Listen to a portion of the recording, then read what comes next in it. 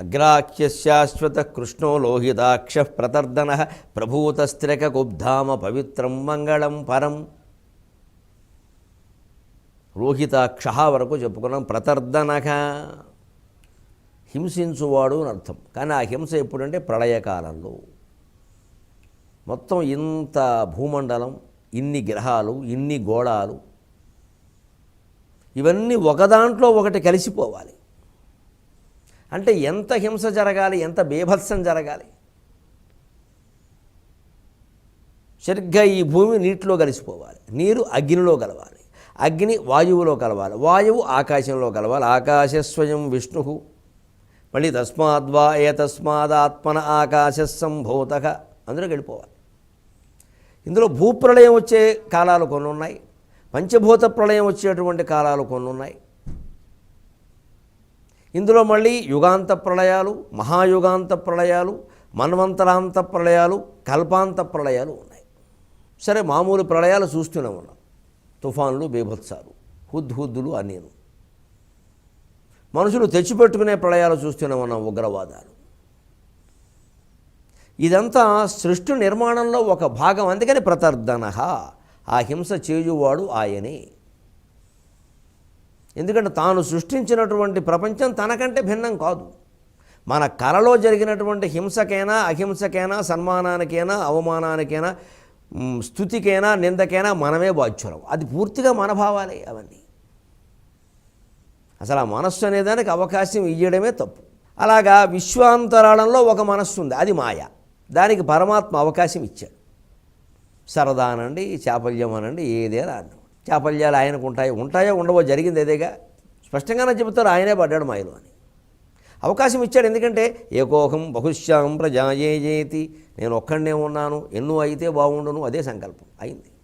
మరి ఎన్నో అయిన తర్వాత గొడవల ఖాయం. అందుకే మనం కూడా ధర్మానికి సంబంధించి, భక్తికి సంబంధించి ఊరికే సంఘాలు పెట్టకూడదండి.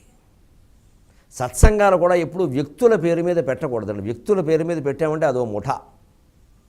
అంటే ఇంకొక ఆయన ఇంకో సంఘం మొదలు పెడతాడు. ఈ రెండింటి మధ్య గొడవ. ఈయన ఏదన్నా అంటే వీళ్ళంతా ఆయన సమర్థిస్తారు, వాళ్ళు ఈయన సమర్థిస్తారు. ఇంక గొడవలు అయిపోతాయి. ఇంకా మన విమర్శలు, మన ప్రశంసలు ఎప్పుడూ విషయగతం, వ్యక్తిగతం కాదు. ఏ వ్యక్తుల పట్ల మనకి ద్వేషము అక్కర్లేదు, విపరీతమైన ప్రేమ అక్కర్లేదు. మన విషయగతం. మనకి ఒక విషయం మంచిది కాదు కాబట్టి విమర్శించాం, ఇంకో విషయం మంచి పని చేస్తే బ్రహ్మాండంగా ప్రశంసిస్తాం, ఎత్తి పెట్టుకుంటాం. అది తాత్కాలికమే. అలా ప్రశంసించినంత మాత్రం అది శాశ్వతం కూడా. లోకంలో ఒక అజ్ఞానం ఏమిటంటే, ఎవరినైనా మనం ఏదైనా విషయంలో ఒక విషయ విమర్శ చేసామనుకోండి, ఈయనే ఇదివరకు ఆయన పొగిడారంటే ఇది అజ్ఞానం. ఇది ఇదివరకు ఎందుకు పొగిడారో తెలుసుకోవాలి. అది విషయగతం, ఇది విషయగతం. మనకి భారతదేశంలో బాగా, ఆంధ్రదేశంలో ఈ ముఠాలు బాగా అలవాటు కాబట్టి ఏ ముఠావాడు ఆ ముఠాలోనే ఉండాలి, అందులోకి వెళ్ళకూడదు. ఇంకా అంటే వాడు భావాలు, వాడు ఆలోచన మనం బానిసలా బతకాలి.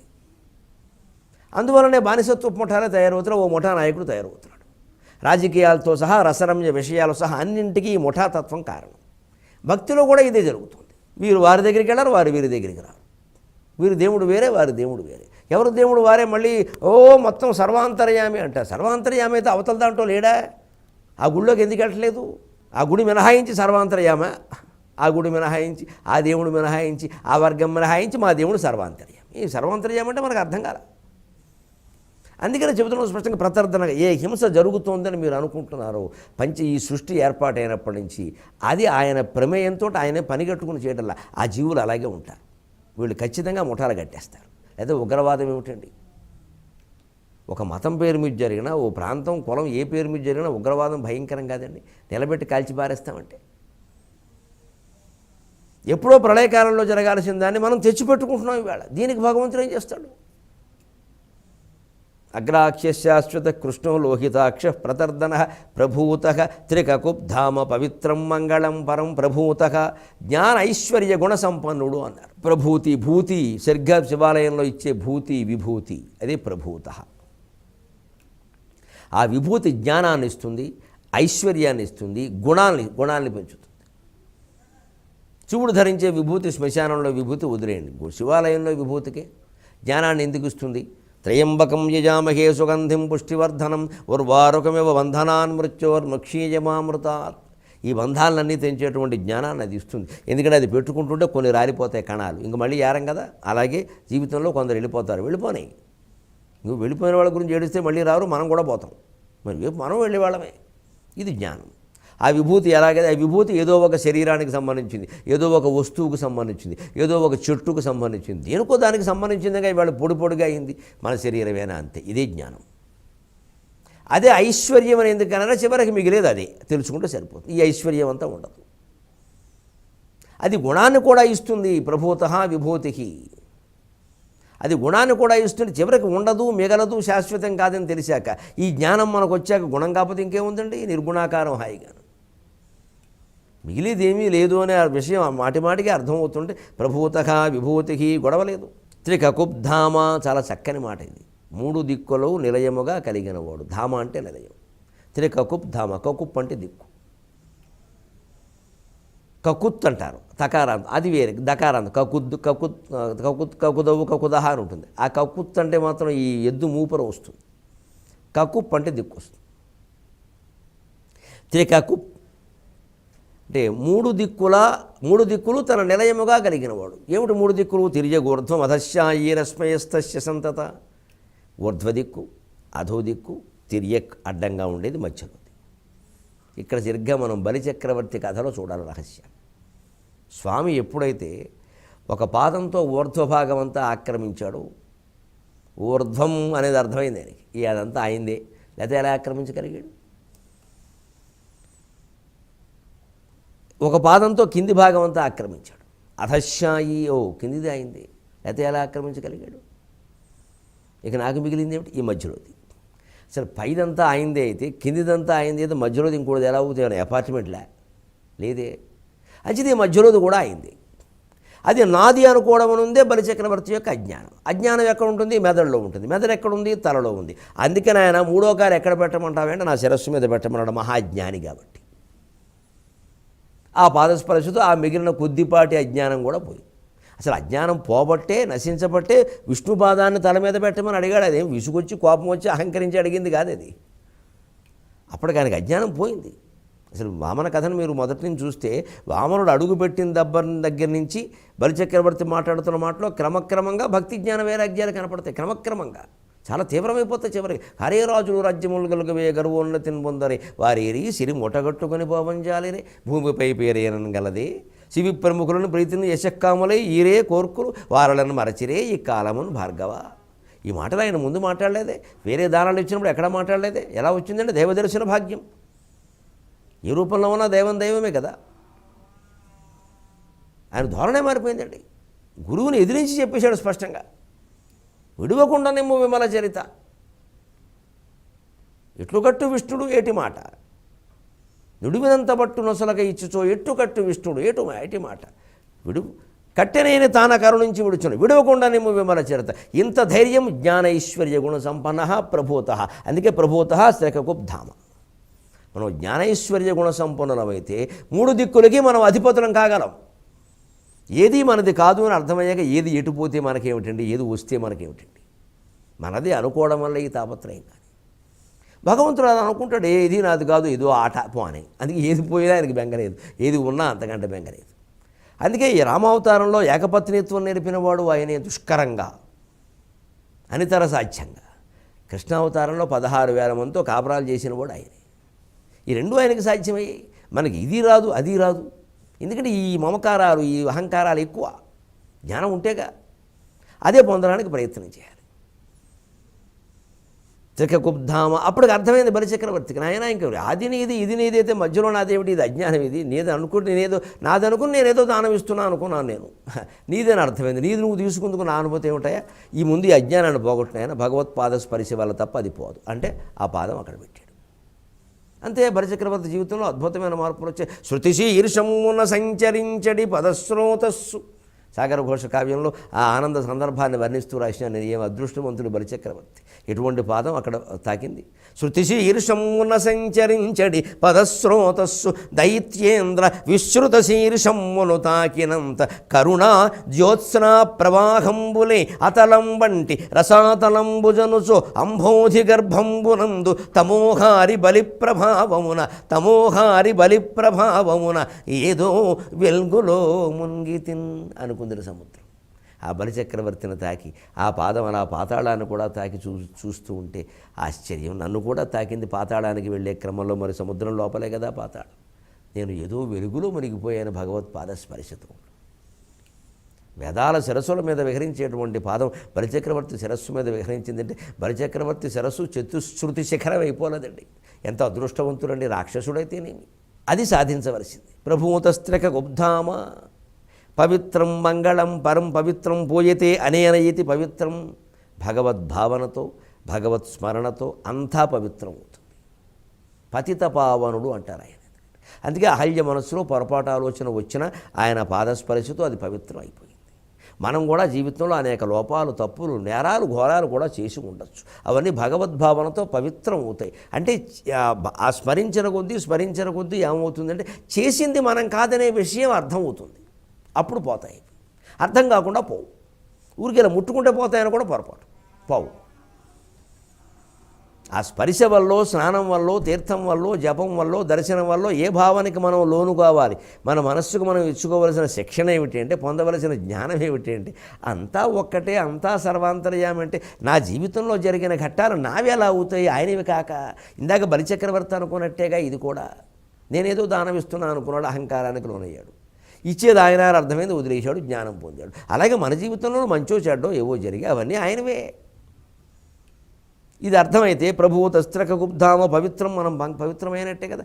మంగళం పరం, ఇది ఏకనామం. మంగళం వేరు, పరం వేరు కాదు, ఏకనామంగా చెప్పారు శంకరాచార్య.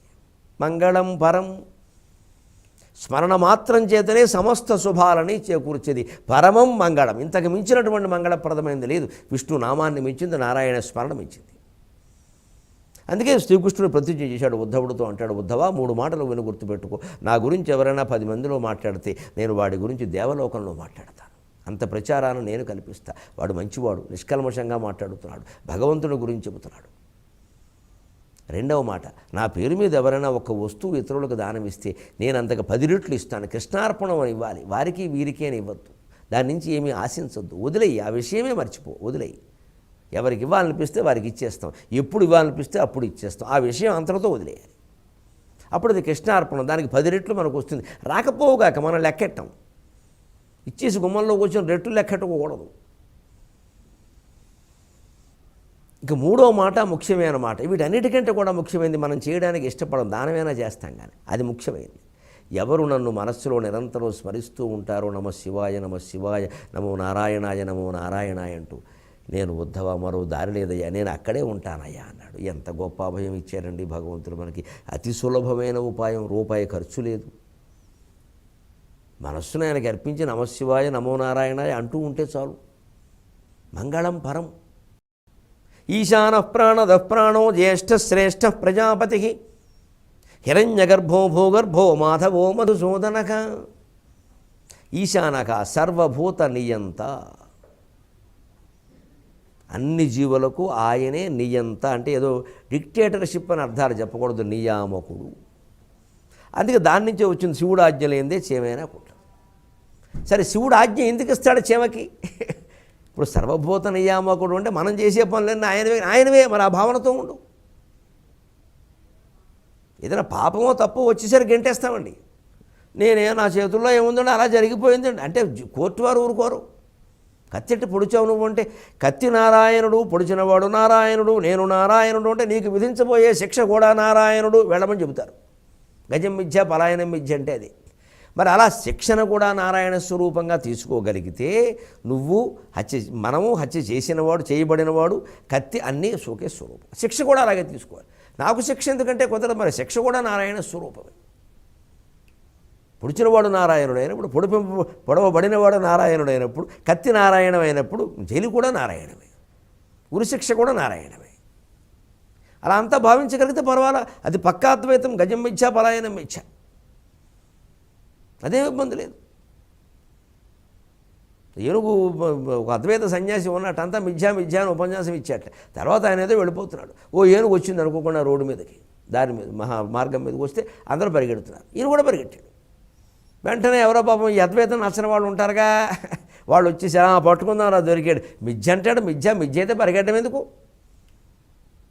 ఉండొచ్చు కదా, మిథ్య కదా, మాయ కదా అని. వెంటనే వెళ్ళి అడిగారు, అదేమిటండి ఏనుగు వస్తే పరిగెడుతున్నారు, ఏనుగు మిథ్య కదా అన్నట్టే. వెరివాడ పలాయనం కూడా మిథ్య అన్నట్టే. నాకు అది మిథ్యే, ఇది మిథ్యే, నీకు అది సత్యం, ఇది సత్యం, అందుకని నువ్వు మాయలో పడతావు, నేను పాడిన అన్నాడు. అంచేత అద్వైతాన్ని మించిన సిద్ధాంతం లేదు, రాదు. నా భూతక నా భవిష్యత్.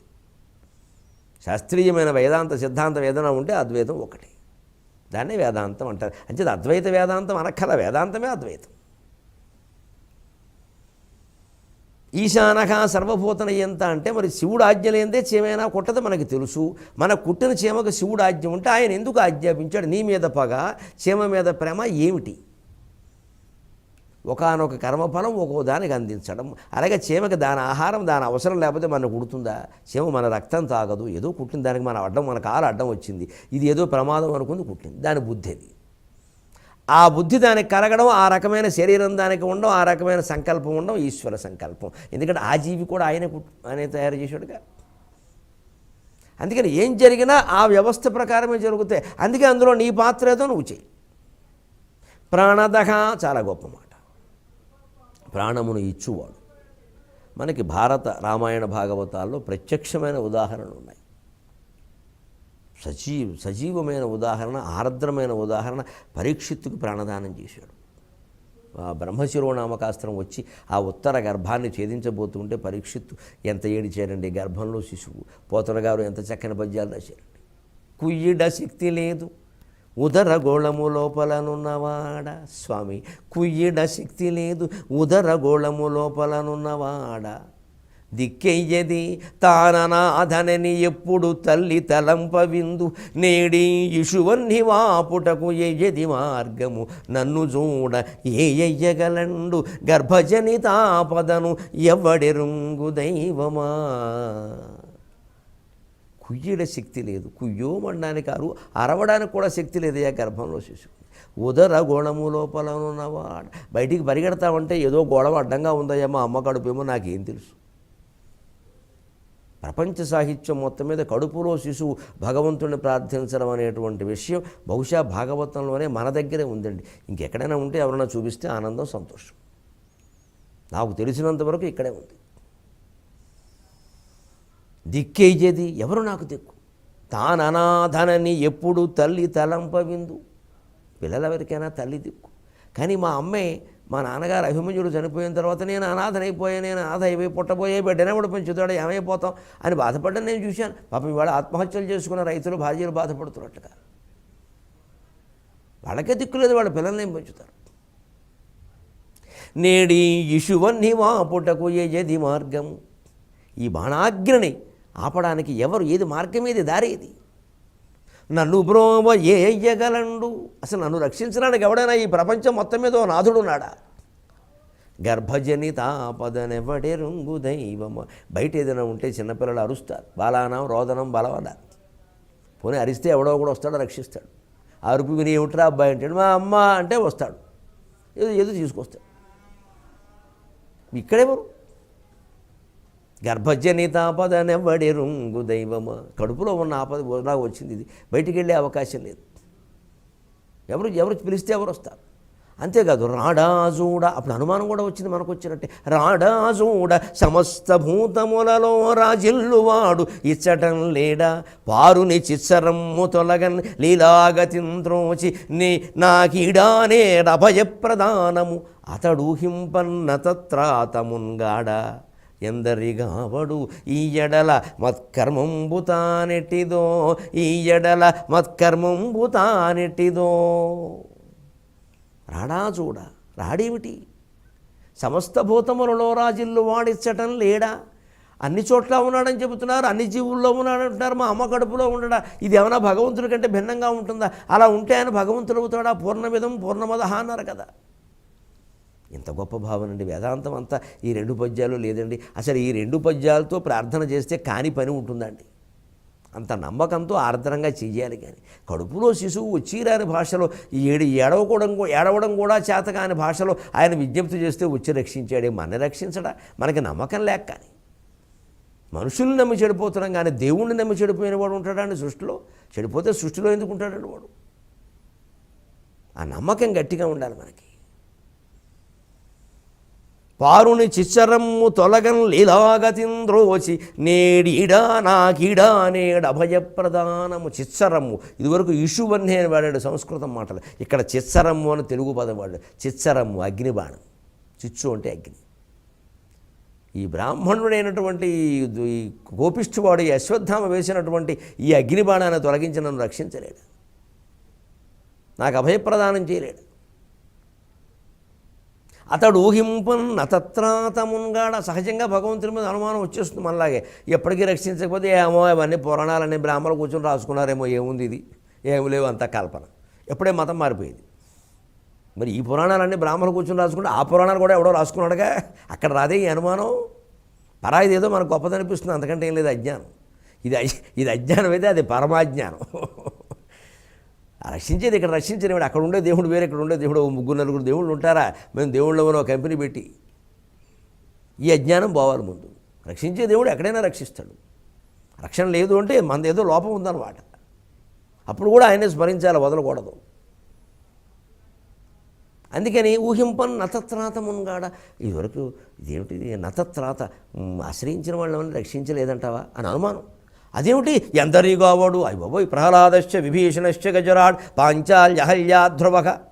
ప్రహ్లాదుడు, విభీషణుడు, గజరాజుడు, పాంచాలి, అహల్య, ధ్రువుడు. పోనీ మా యుగంలో మా మామ ద్రౌపదీదేవి, ఆవిడగానే ఉండద్దు. మా యుగంలో జరిగింది మా కళ్ళెదురుగాను, అది కాదంటావా? ఇంతమంది ఉన్నారు. ఈ ఎడల మత్ కర్మంబు తానెట్టిదో. అసలు ఇంతకీ నా కర్మ బాగులేదు అంటే దేవుడు రక్షించాలన్నా మన కర్మ కలిసి రావాలమ్మా అంటారు. అంటే అంత భయంకరమైనటువంటి పాపాలో ఏవో మనం చేసినప్పుడు రక్షణ దొరకడం కూడా కష్టమైపోతుంది. అందుకే ముందు ఈ చిత్తశుద్ధి ద్వారా ఈ పాపాలు పోగొట్టుకోవాలి. చిత్తశుద్ధి ద్వారా నిరంతర స్మరణ, జ్ఞానం పొందడం, వేదాంత గ్రంథాలు చదువుతూ ఉండడం, ఇది మనది కాదు, మనం చేసింది కాదని తెలుసుకోవడం. ఆ జ్ఞానం ద్వారా సంచిత కర్మను నశింపజేసుకుని ప్రారబ్ధాన్ని అనుభవిస్తూ ఉంటే ఆగామి కర్మ శుభ్రంగా జరిగేలా ఆయన చూస్తాడు. ఇది ప్రాణదహ అనే దానికి వ్యాఖ్యానం. ఇక మిగిలిన నామాల వ్యాఖ్యానం మళ్ళీ కలవగానే మనం తెలుసుకుందాం.